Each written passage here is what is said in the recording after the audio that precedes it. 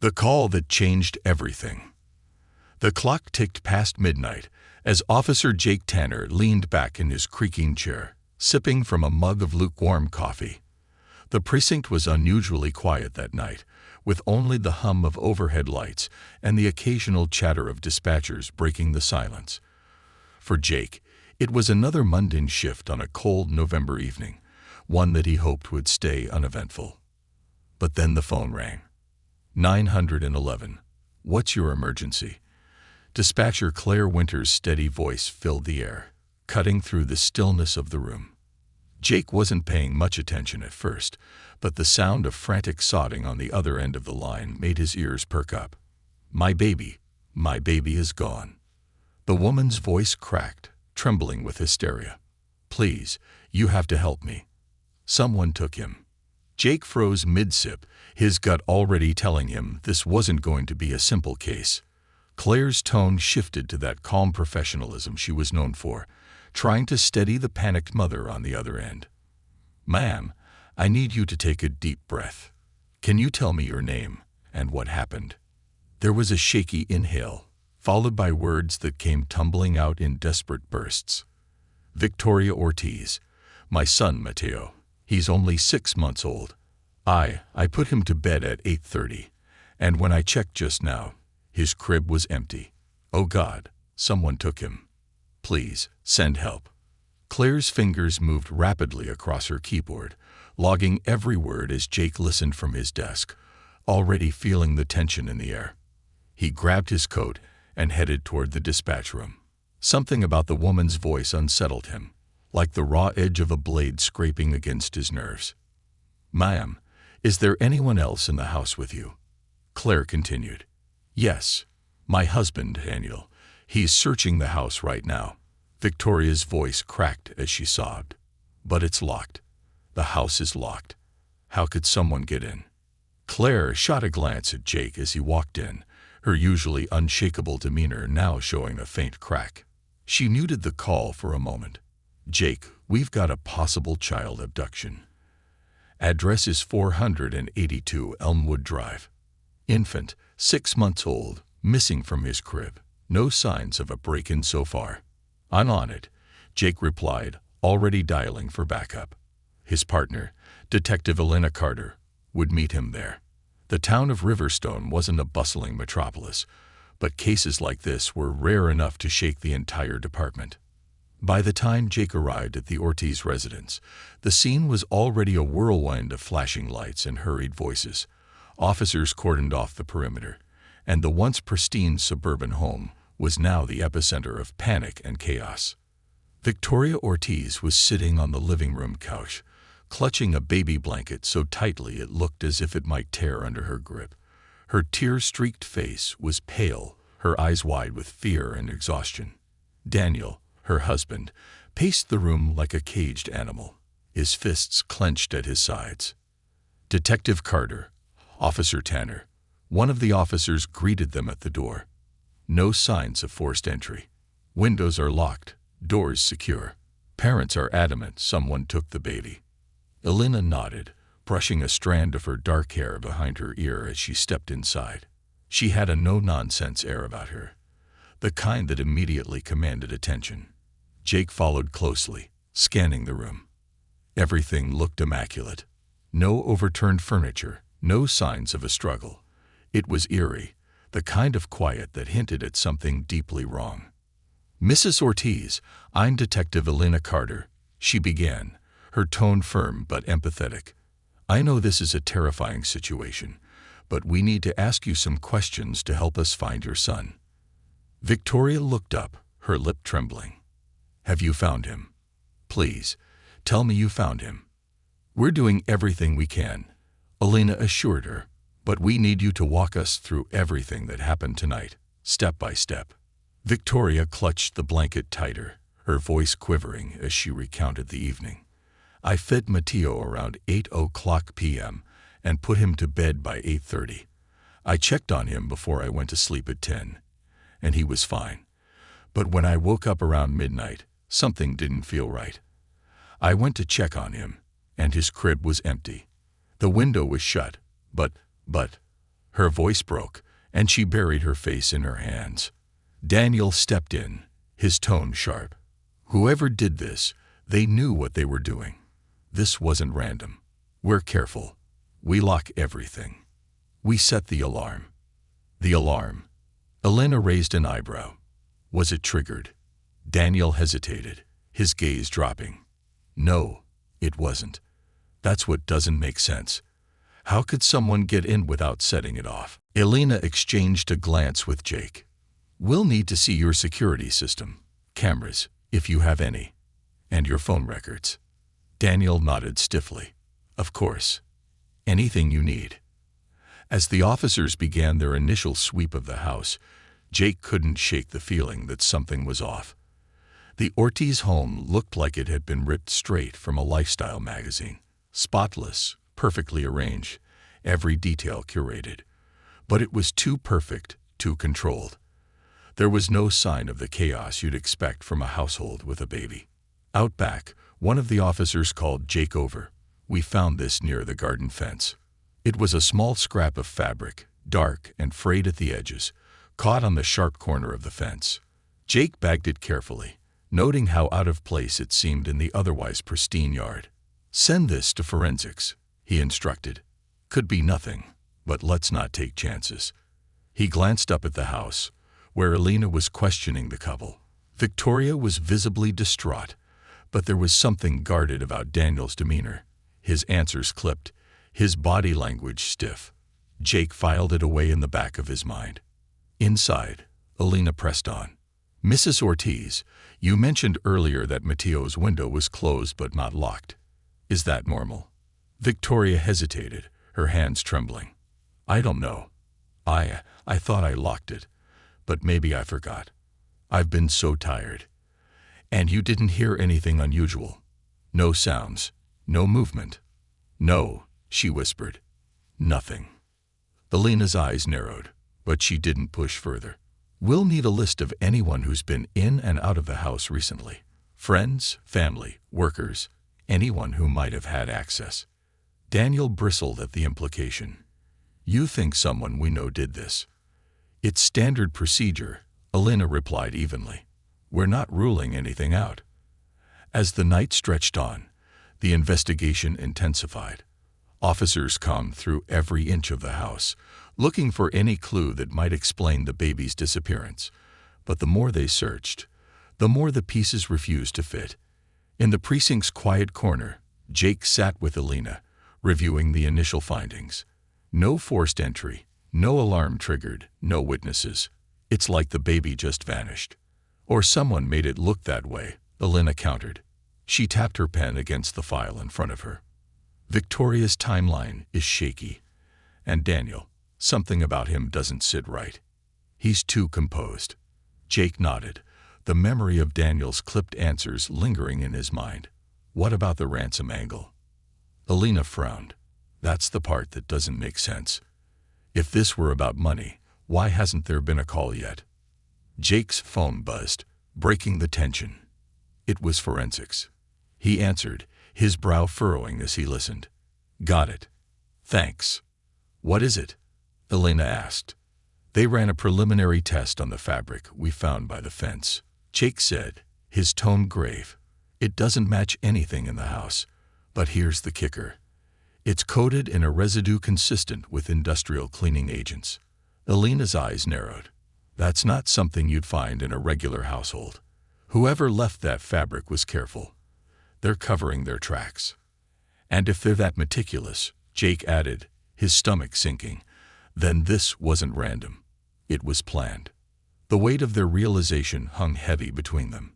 Somewhere out there, a 6-month-old baby was missing, and the clock was ticking. But as the pieces of the puzzle began to emerge, one thing became clear. The Ortiz family was hiding something. Secrets beneath the surface. By the time the first rays of dawn broke over Riverstone, the Ortiz house felt more like a crime scene than a family home. Officers and investigators moved in and out, their voices low but purposeful, while Victoria sat motionless on the couch, staring blankly at the baby blanket in her lap. Daniel, who had spent the night trying to project an air of control, now looked frayed around the edges, his composure cracking under the weight of scrutiny. Detective Elena Carter and Officer Jake Tanner stood outside the house, cups of steaming coffee in hand as they went over the developments. The cool morning air did little to temper the sense of urgency pressing on them. "I've been thinking about the security system," Jake began, breaking the silence. "It wasn't triggered, and all the windows and doors were locked, except for the baby's room. Doesn't add up." Elena nodded, her expression thoughtful. "Unless it was someone who knew the system well enough to bypass it, or someone already inside the house." Jake paused, considering her words. "You think it's one of them? Victoria or Daniel?" Elena sighed, rubbing her temple. "I'm not ruling anything out. Victoria's grief feels real, but her timeline is shaky. And Daniel, he's too calculated. Everything about him screams control. That could either mean he's hiding something, or he's just the type who shuts down under stress." Jake glanced back at the house. "Then there's the fabric we found by the fence. Industrial cleaning agents. That's not something you find in your average laundry detergent. And the timing," Elena added. "Whoever took Matteo had to know the exact moment to strike, when Victoria and Daniel were vulnerable, distracted. If this was planned, it had to be by someone close enough to know their routines." Inside the house, Victoria's mother, Rosa, had arrived to comfort her daughter. A small, wiry woman with sharp eyes and a no-nonsense demeanor, she took one look at the chaos and immediately began trying to restore order. "Victoria, Milja, you need to eat something," Rosa said firmly, placing a plate of toast on the coffee table. "You're no good to Matteo like this." "I can't, Mom," Victoria murmured, not lifting her gaze from the blanket. Her voice was hollow, as though all the life had been drained from it. "I can't think about anything but him." Rosa's expression softened, but her tone remained firm. "You need to stay strong. For him. The police will find him." Daniel, who had been hovering near the kitchen, spoke up, his voice clipped. "We've already told them everything. What more can they do?" Rosa turned to him, her sharp gaze pinning him in place. "What they need to do, Daniel, is find my grandson. And you need to stop pacing like a guilty man." Daniel bristled but said nothing, retreating back into the kitchen. Rosa watched him go, her eyes narrowing. "That man always acts like he's got something to hide," she muttered under her breath. Meanwhile, back at the precinct, the forensic lab was a hive of activity. Dana Fields, the lead technician, was examining the scrap of fabric found at the Ortiz residence under a high-powered microscope. "Anything new?" Elena asked, stepping into the lab. Dana looked up, pushing her glasses higher on her nose. "Plenty. The fabric is definitely synthetic, part of a uniform or workwear. The residue on it is consistent with heavy-duty cleaners used in industrial settings, probably a warehouse or factory." Elena frowned. "Any leads on where it might have come from?" "I cross-referenced the residue with local suppliers," Dana replied, pulling up a map on her computer. "There are 3 facilities in the area that use this specific cleaner. 2 of them are small operations, laundromats, basically, but the 3rd is a distribution center for a cleaning supply company. Big place, lots of employees." Elena's eyes narrowed. "And a perfect place to hide something, or someone. Good work, Donna."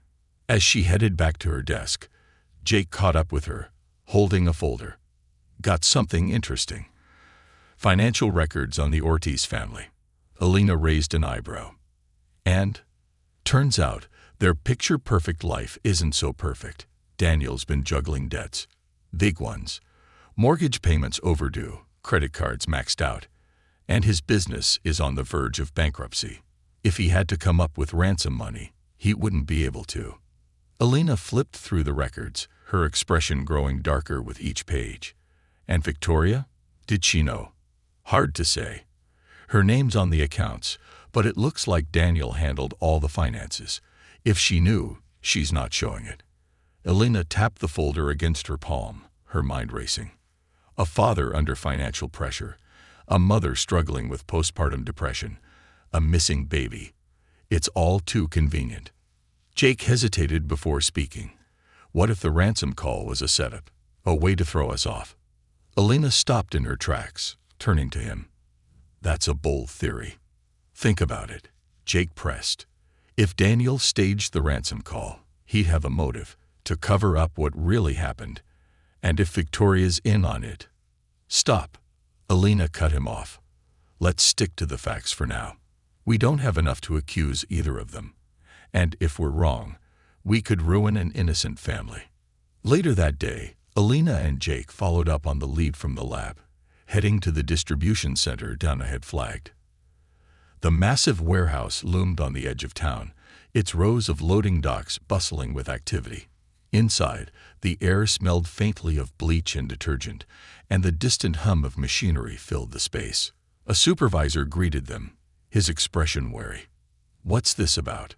We're investigating a case involving a missing infant, Elena explained, showing her badge. We found evidence that suggests someone here might be connected. The man paled but nodded. I'll cooperate however I can. What do you need? Employee records for anyone who's worked here in the past 6 months, Jake said, and access to your security footage. As they combed through the records, a name jumped out. Elena Walker, a former employee who had been let go 2 weeks earlier for erratic behavior. She had no criminal record, but her address listed her as living just 3 blocks from the Ortiz residence. Let's pay her a visit, Elena said, her voice tight. When they arrived at the modest apartment building, they found Elena Walker's unit on the 3rd floor. The door was slightly ajar, and the faint sound of a baby crying drifted out. Elena and Jake exchanged a look before drawing their weapons. Jake pushed the door open slowly, his heart pounding as they stepped inside. The apartment was cluttered but not unkempt, with toys scattered across the floor and baby clothes draped over the furniture. In the corner, a portable crib held a crying infant who couldn't have been more than 6 months old. Mateo, Elena whispered, lowering her gun. A woman appeared from the bathroom, her face pale and drawn. She froze when she saw them, her eyes wide with panic. Ms. Walker, Jake said, keeping his voice calm but firm. We need you to step away from the baby. She shook her head, tears streaming down her face. You don't understand. I'm protecting him. Protecting him from what? Elena asked, taking a step closer. From them. Elena Walker cried, her voice breaking. They don't deserve him. They don't love him like I do. Elena felt her stomach twist. You need to let us take Mateo home, Ms. Walker. Whatever you think you're doing, this isn't the way. Walker collapsed to her knees, sobbing as she clutched a stuffed animal. I couldn't stand it anymore, hearing her yell at him, seeing him cry all the time. He deserves better. As Jake secured Mateo, Elena gently cuffed Walker, her heart heavy. The pieces were finally starting to come together, but the truth was far more complicated and heartbreaking than they had anticipated. Shadows of truth. The atmosphere in the precinct was charged with a mix of relief and tension after Mateo was safely brought back. As Detective Elena Carter and Officer Jake Tanner carried the baby into the waiting room, they were met with gasps and cries of joy from Victoria Ortiz. She nearly collapsed as she rushed forward, her hands trembling as she reached for her son.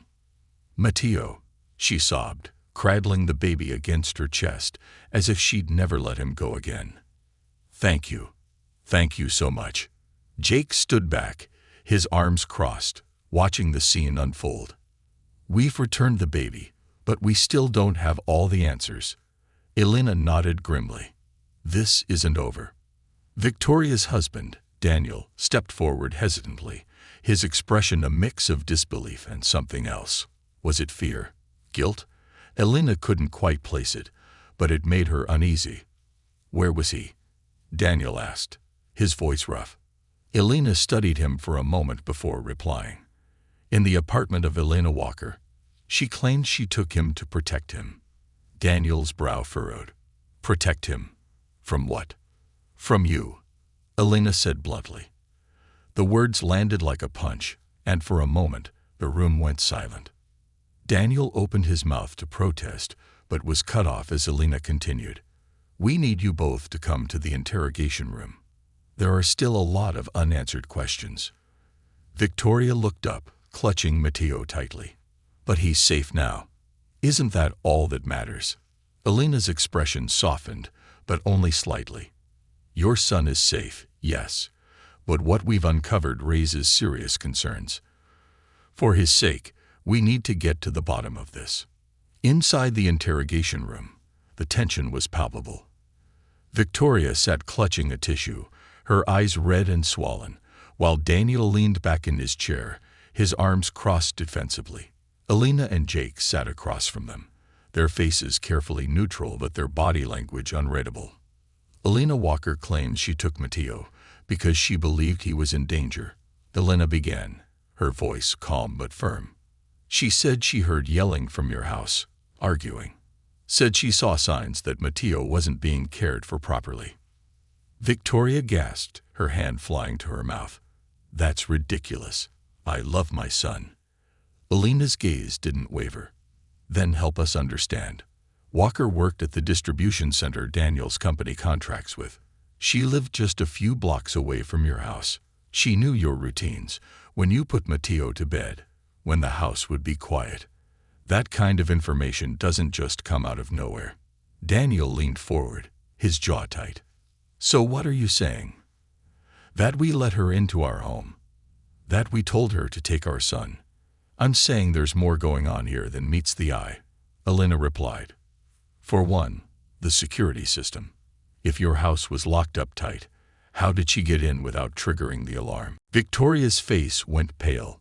Are you saying she had help? Jake spoke up for the first time. That's exactly what we're saying. Either someone gave her access, or someone turned the system off. Daniel's face darkened. This is insane. You're trying to blame us instead of focusing on the real criminal. Elena leaned forward, her eyes narrowing.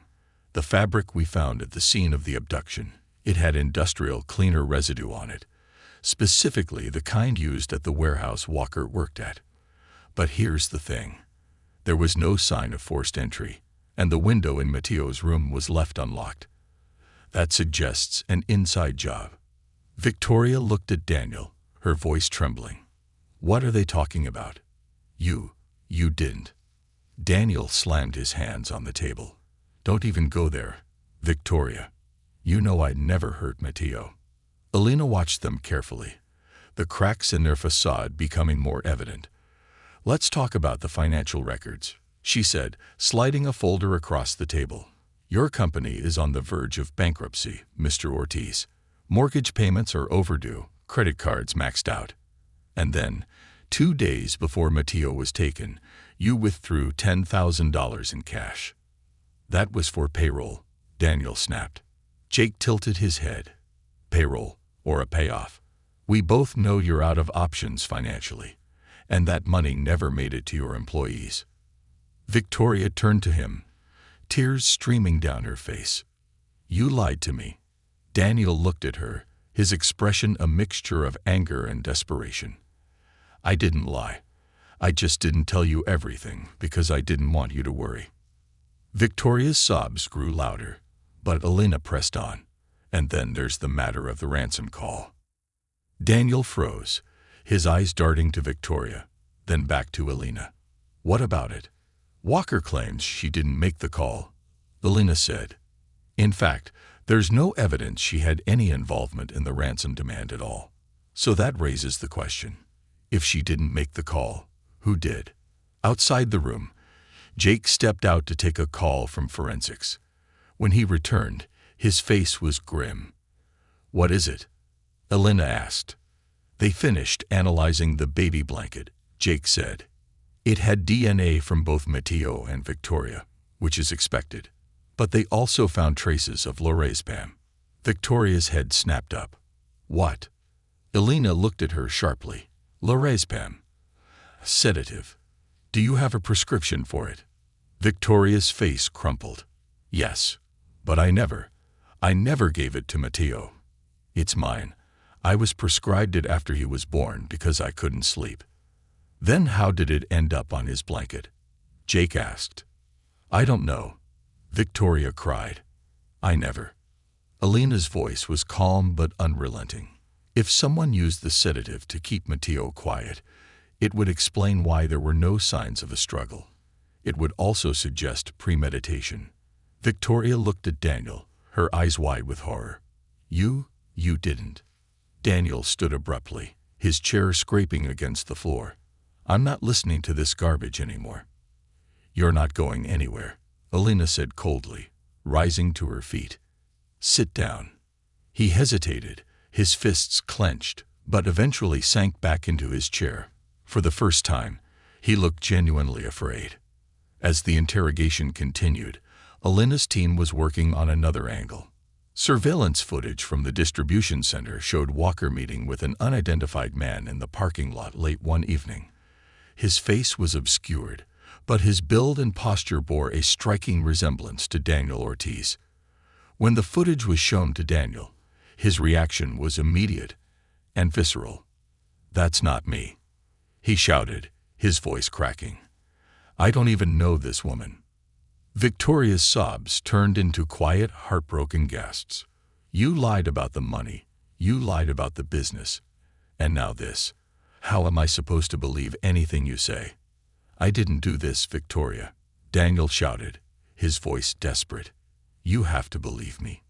But the cracks in his story were growing wider, and Alina knew it was only a matter of time before the truth came out. By the end of the day, the pieces were starting to fall into place, but one crucial question remained unanswered. Why?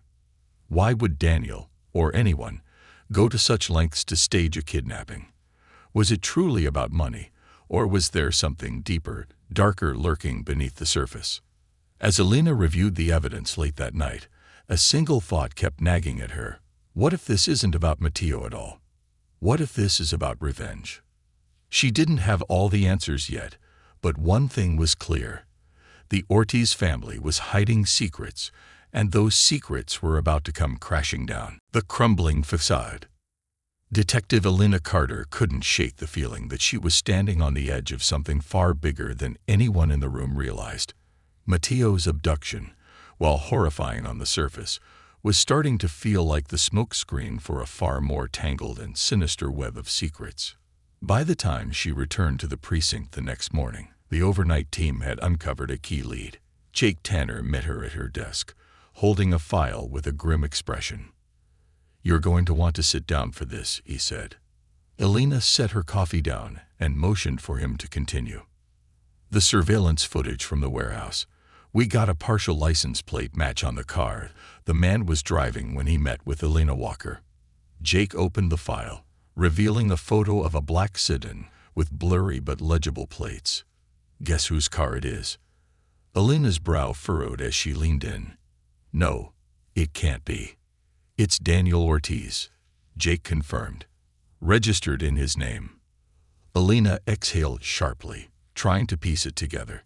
So Daniel met with Walker before the abduction. That doesn't necessarily mean he orchestrated it, but it puts him right in the middle of this mess. Jake nodded. Here's where it gets weirder. Forensics matched DNA from the baby blanket to Daniel as well. And the sedative. It's the same brand prescribed to Victoria, but the doses found don't match her prescription history. Alina frowned, meaning someone else might have used the sedative. Someone who knew how to get their hands on it. Exactly, Jake replied. And guess what? Daniel has an old prescription for lorazepam from 2 years ago, back when his company was going through another rough patch. Alina leaned back in her chair, pinching the bridge of her nose. This guy is looking worse by the second. But here's what doesn't fit. If Daniel staged the kidnapping to cover up something, why let Walker take the fall? Why risk putting Matteo in danger at all? Jake hesitated before speaking. What if Walker wasn't supposed to take Matteo? What if she acted on her own after Daniel gave her access? Alina's eyes narrowed. So you're saying Daniel may have planned the ransom call, but didn't intend for Matteo to actually leave the house? Or Jake added grimly. He didn't think Walker would go this far. Back in the interrogation room, Daniel Ortiz was starting to crack. His initial confidence had dissolved into agitation, and beads of sweat dotted his forehead as Elena re-entered the room, this time armed with the evidence they'd gathered overnight. "We've got a lot to talk about," Elena began, her tone cool but sharp. She placed the surveillance photo on the table in front of him. "Recognize this car?" Daniel's jaw tightened, but he said nothing. "It's yours," Elena continued. "And we've got footage of you meeting with Elena Walker outside the distribution center a week before Mateo's abduction. Care to explain what you were doing there?" Daniel shifted uncomfortably in his seat. She approached me," he said finally. "She said she knew about my financial troubles and wanted to help." "Help?" Elena repeated, her voice dripping with skepticism. "How exactly did she plan to help?" Daniel hesitated, his hands clenching into fists on the table. "She said she could stage a kidnapping, make it look like Mateo was taken so we could collect ransom money. I told her no. I said it was insane. And yet, here we are." Elena shot back. "Your son went missing, and Walker ended up with him in her apartment." Daniel's face reddened. "I had nothing to do with that. I told her to leave me alone." Elena slammed her hand on the table, startling him. "Then why didn't you report her? Why not come clean the moment Mateo disappeared? Instead, you made yourself look guilty by withholding critical information. I thought if I told you, it would make me look worse," Daniel shouted, his voice cracking. "I didn't know she would actually do it. I thought it was just talk." "Talk?" Elena scoffed.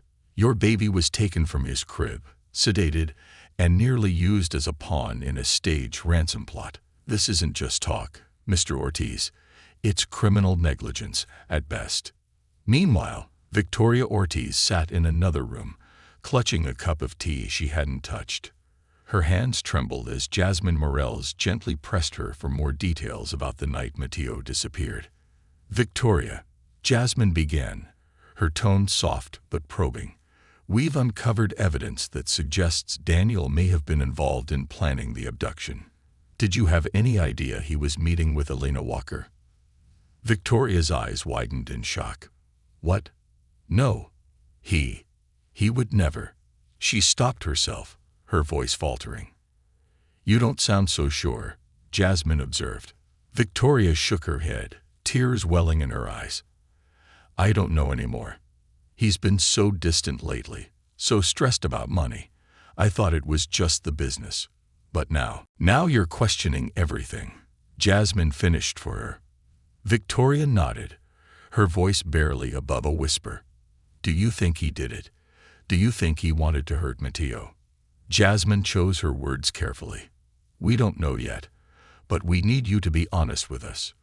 Was there anything unusual about Daniel's behavior in the days leading up to Mateo's disappearance?" Victoria hesitated, her mind racing. He was on edge. More than usual. He kept checking his phone, leaving the room to take calls. I asked him about it, but he just said it was work." "Did he ever mention Elena Walker?" Jasmine pressed. "No," Victoria replied. "I didn't even know she existed until today." Jasmine leaned forward, her tone gentle but firm. "Victoria, if there's anything else you're not telling us, now is the time. Even small details could be important." Victoria hesitated, then lowered her gaze. "There's something, but I don't know if it means anything." "Go on," Jasmine encouraged. "The night Mateo went missing," Victoria began, her voice trembling. "I woke up around 11:30. Daniel wasn't in bed. I thought he was in the bathroom. But when I got up to check, he wasn't there. I called out for him, but he didn't answer. He came back a few minutes later, said he'd gone to get some water." "Did he seem nervous? Agitated?" Jasmine asked. Victoria nodded slowly. "Yes, but I thought it was just because he was tired. I didn't think anything of it at the time. As the pieces of the puzzle started to come together, Elena and Jake reconvened in their office to map out the timeline. Walker's confession lines up with Daniel's claims, Jake said. She approached him with the idea, and he rejected it, at least according to him. But his actions don't match his words, Elena countered. If he really rejected the plan, why meet with her? Why withdraw the money? And why disappear for 30 minutes the night Matteo was taken? Jake nodded. He's hiding something. I just can't figure out what. Elena stared at the evidence board, her mind racing. Maybe it's not just about the money. Maybe there's something deeper driving all of this. Her gaze landed on a photo of Matteo, his wide eyes and toothless smile frozen in time. Whatever it is, we need to figure it out before this family falls apart completely. Late that night, a breakthrough came in the form of a phone call. Dana Fields, the forensic technician, had completed her analysis of the burner phone used to make the ransom call. It was wiped clean, but I managed to recover fragments of a text conversation, Dana explained. Looks like whoever made the call was coordinating with someone else. Send me what you've got, Elena said, her heart pounding. When the recovered messages appeared on her screen, her blood ran cold. The texts, though fragmented, painted a chilling picture. Walker, make sure it's unlocked. I'll handle the rest.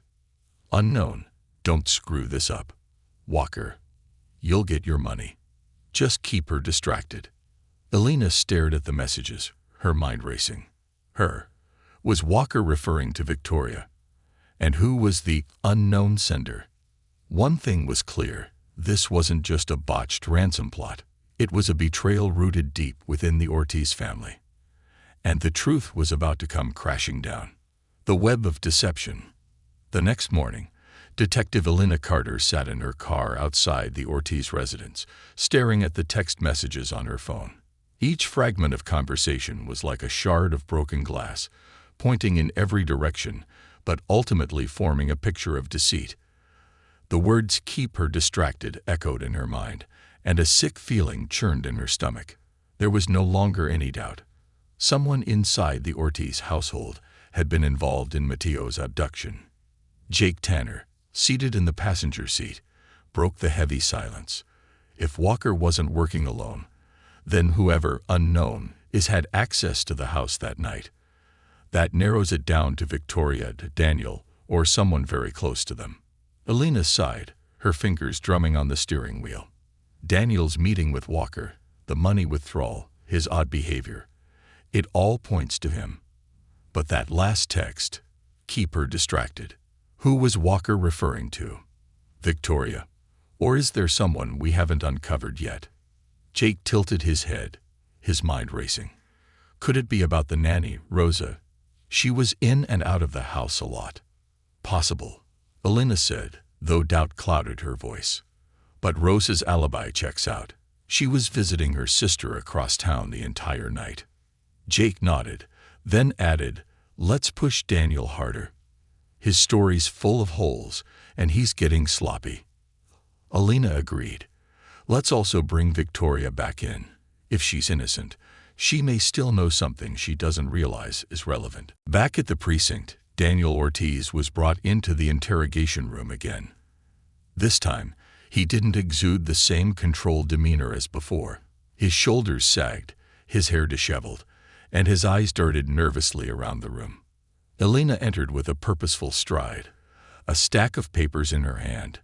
"Let's cut the act, Daniel," she began, her voice sharp. "We've got surveillance footage of you meeting Elena Walker, records of your money withdrawal.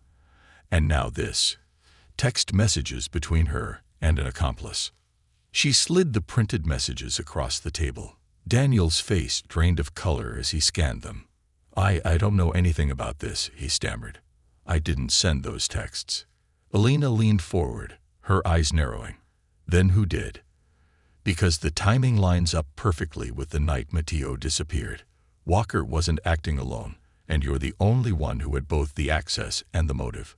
Daniel clenched his fists on the table. "I already told you. I didn't want anything to do with her plan. I met with her once, yes, but I told her no. Whatever she did after that was on her. Then explain the money, Elena pressed. $10,000 doesn't just disappear. Daniel hesitated, his lips pressing into a thin line. I took it out because I was scared, okay? I thought if someone really did take Mateo, I'd need cash to pay them off. That's convenient, Jake chimed in from the corner of the room. But it doesn't explain why you didn't report Walker to the police, or why your DNA was all over the baby blanket used to sedate your son. Daniel's head snapped up. I never touched that blanket. Elena didn't flinch. Forensics says otherwise. And if you keep lying, you'll dig yourself into an even deeper hole. In a separate interrogation room, Victoria sat across from Jasmine Morales, her eyes puffy and red. She looked like a woman on the verge of breaking, her hands twisting the fabric of her dress. Victoria, Jasmine began softly, we've been piecing together what happened the night Mateo disappeared. There's something you're not telling us, and I think you know it's time to come clean. Victoria shook her head, tears spilling down her cheeks. I don't know what you're talking about. I've told you everything. Maybe you don't realize it, Jasmine continued gently, but your husband has been keeping secrets from you. Did you know he met with Elena Walker before Mateo was taken? Victoria's head shot up, her face a mixture of shock and betrayal. What? No, he wouldn't. He did, Jasmine said firmly. We have surveillance footage to prove it, and we believe he was planning something with her, something involving your son. Victoria's breathing grew shallow as the weight of the revelation sank in. You think he planned the kidnapping? Jasmine didn't answer directly. What I think is that Daniel hasn't been honest with you, and if there's anything at all, that you've been holding back, now's the time to tell us. Victoria hesitated, her hands trembling. There was one thing, she admitted finally. The night Mateo disappeared, Daniel and I argued. It wasn't about anything serious, just stupid things. But after he went to bed, I noticed his phone buzzing. He had a message, but when I picked up the phone, it was locked. I didn't think much of it at the time. Do you remember the time? Jasmine asked. Victoria closed her eyes, trying to recall. It was late, maybe around 11:15. I went to check on Mateo right after that. And did you notice anything unusual in his room? Jasmine pressed. Victoria's face crumpled. The window. I thought I'd locked it, but it was open just a crack. I closed it, thinking I'd just forgotten. But now. She broke down into sobs, burying her face in her hands. Jasmine placed a comforting hand on her shoulder, but her mind was racing. The timeline was starting to come together. While Victoria's statement added clarity, it also raised new questions.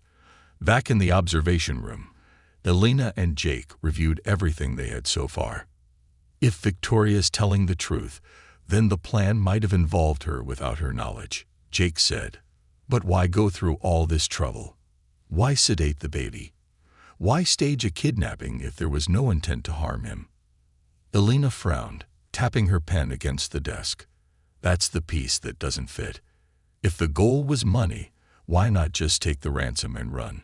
And if it was about hurting Mateo, why involve Walker at all? She stood abruptly, pacing the room. Unless this wasn't about money or Mateo. Jake looked at her, confused. What do you mean? What if the real target was Victoria? Elena said, her voice gaining momentum. What if this whole thing was designed to punish her, to make her suffer? Jake's eyes widened. You think Daniel was trying to break her? Elena nodded slowly. It fits. He's drowning in debt, feeling trapped in his marriage, and resents her for the pressure she's put on him. Staging a kidnapping would be the ultimate power play, make her feel helpless, guilt-ridden, like it's her fault. And Walker? Jake asked. She was a pawn, Elena replied. He used her desperation to execute the plan, knowing she'd take the fall if things went sideways. That evening, Elena and Jake confronted Daniel with their theory. At first, he denied everything, but as the evidence mounted, the texts, the money, The surveillance footage. His facade finally cracked. "Fine," he shouted, slamming his fists on the table. "Yes, I planned it. But I never meant for it to go this far." Walker was supposed to scare Victoria, make her think Matteo was gone for a few hours. Just enough to knock her down a peg. "And the sedative?" Elena demanded. "The baby blanket, the ransom call." Daniel's face twisted with guilt. "That wasn't me. That was all Walker. She went rogue. I told her to keep it simple, but she panicked and took Matteo." Elena's voice was ice cold. "You manipulated a vulnerable woman into risking a child's life, all to settle a grudge against your wife. You didn't just make a mistake, Daniel. You destroyed your family." As Daniel was led away in handcuffs, Victoria watched from behind the observation glass, her face a mask of devastation. Matteo was safe, but the betrayal had shattered her world. The case was closed, but the scars would remain. Victoria would have to rebuild her life piece by piece, grappling with the knowledge that the man she trusted most had orchestrated her worst nightmare.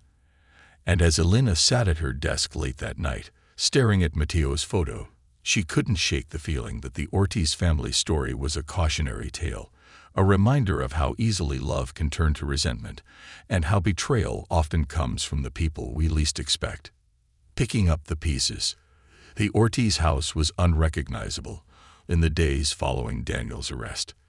The manicured lawn, once a hallmark of suburban perfection, now felt more like a facade for the devastation inside.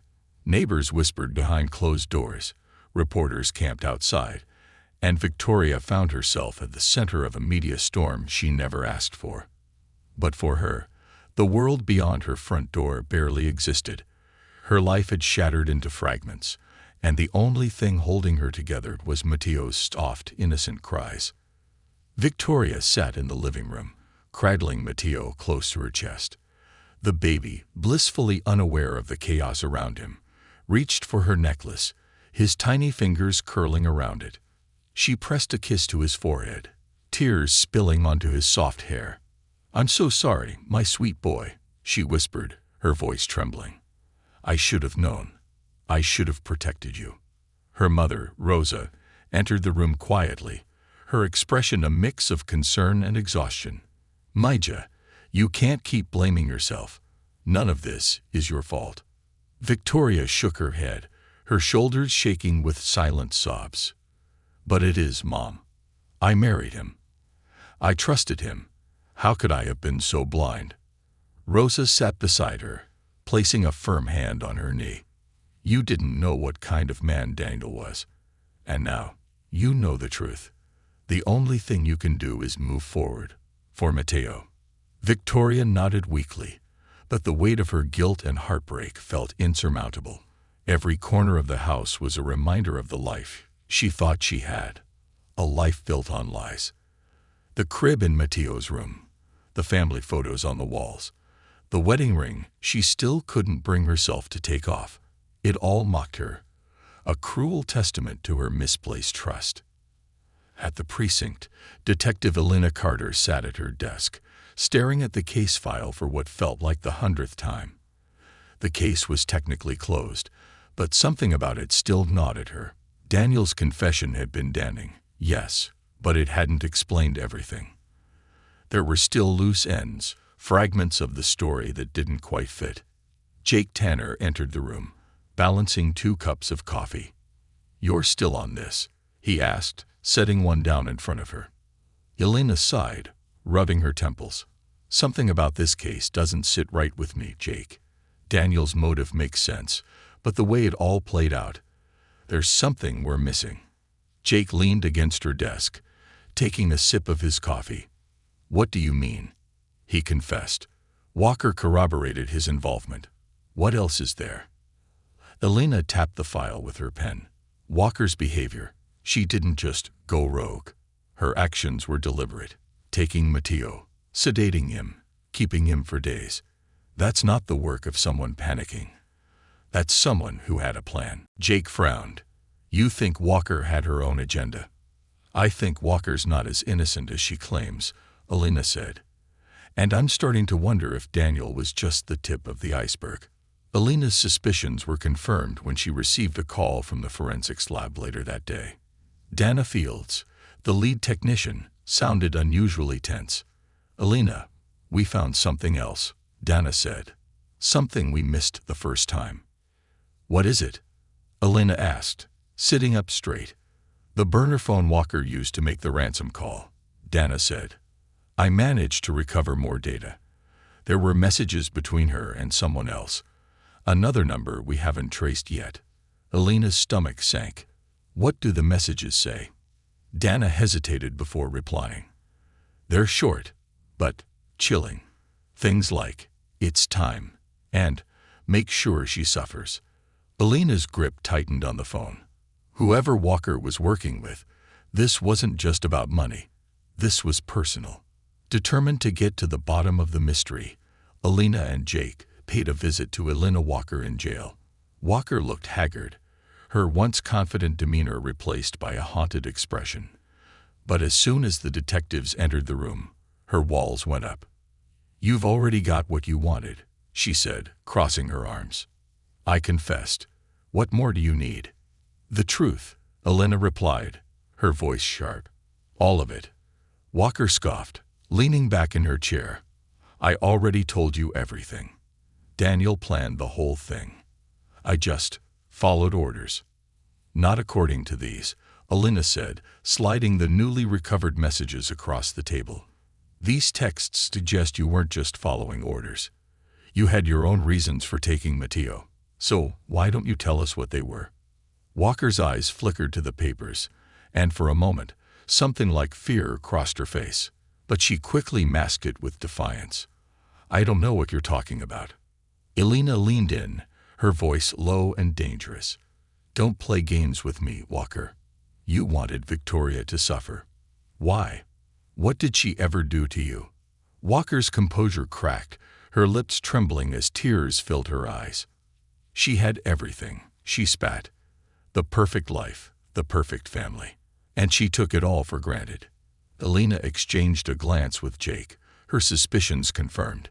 So this wasn't about Matteo at all. This was about revenge.